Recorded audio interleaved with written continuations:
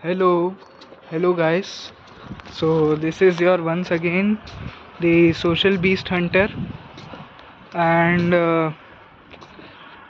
today I am going to speak upon the topic that how to confidently carry out yourself, how to not carry out, I mean how to confidently carry yourself, and also how to get that confidence back in your life which you might be having before the COVID times, or some people very sweetly refer to it as the pre-COVID era and all. So I am going to talk about that how can you get your confidence once again back in your life.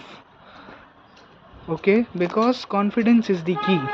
If you ain't confident, then nothing is gonna change. But if you become confident, the whole world seems to be a open heaven, even for the ones which are evil or for the ones which are really nice, as it depends upon the human perspective.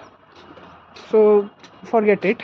Let's get back to the main topic, that how can you get your confidence back, or simply if you haven't been confident now for a while, or you haven't been confident ever in your life, you are always doubtful, you are always you can say indecisive, what to do, what not to do, if I do then what does happen, and all these things. And how can you differentiate between the confidence, the pseudo confidence, or the unnecessary risk taking behavior? How can you actually differentiate in these three aspects of life? Okay, well, uh, I am shooting at a place where it is too hot. That's why I am wearing a cap. I am not a nomad or something. Okay, so you can judge me. You can absolutely judge me. There's no problem, because it's nice, if you have opinions, you judge people. I mean, obviously you don't discriminate them. There is no need to discriminate anybody, or to you know do kind of bad stuff against them. But yes, if you have opinion, it's fine. You consider me something, it's fine, it's okay. And I actually enjoy being judged, because I kind of feel that yes, people in this modern society do have a kind of, they still have an open mind. They still are observing things rather than just being busy in social media stuff, especially Instagram, Facebook and all. And they are actually kind of interested in the real world. So that's why you can judge me, no problem at all. Okay, so let's get back to the topic. How do you get confident? So first of all, being confident is a psychological thing. It's not something which any person inherently owns or is inherited with, or it is not something that if your parents are confident, or if in your bloodline someone xyz is confident, then you are also confident and you are born with it. No, it's not like that. You have to build up these traits with time as you grow. And also it depends upon the phases of life as well. Like in childhood, someone who has lived a very normal life, or you can say a very traditional societal life in childhood, then they will relate to this, that there were no fears. you know there were no fears. You were never afraid of doing any task, or you were just willing to explore the things, to explore the stuffs around yourself. So that's one kind of confidence, which I call it a type of confidence, you can say, which mm, comes when you aren't experienced enough, which comes due to your naiveness. So I would term it as naive confidence. Naive confidence means, like, you just consider a child. He hasn't explored, or he or she hasn't explored the world enough to know about the risks, to know about the failures. That's why. the child is always confident enough to carry out anything.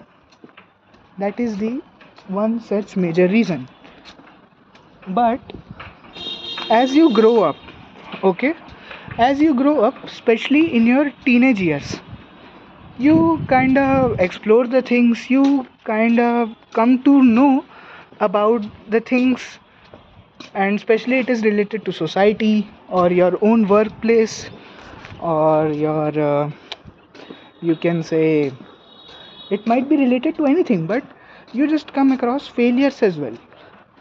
Because when you are a child, when you are a prodigy, you don't face much failures. You don't face much failures, or even by chance, if you face any such, you aren't mature enough, or you aren't kind of serious enough to even consider it.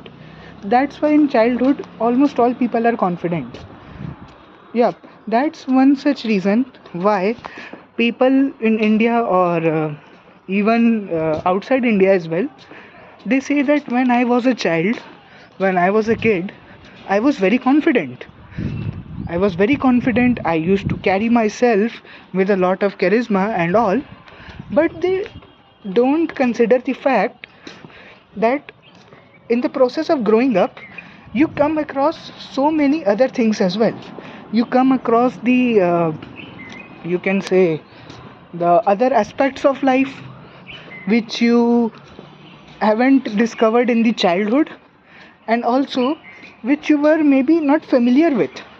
Okay, so that is what you can say separates between the confidence of a child and the confidence of a grown up woman or man.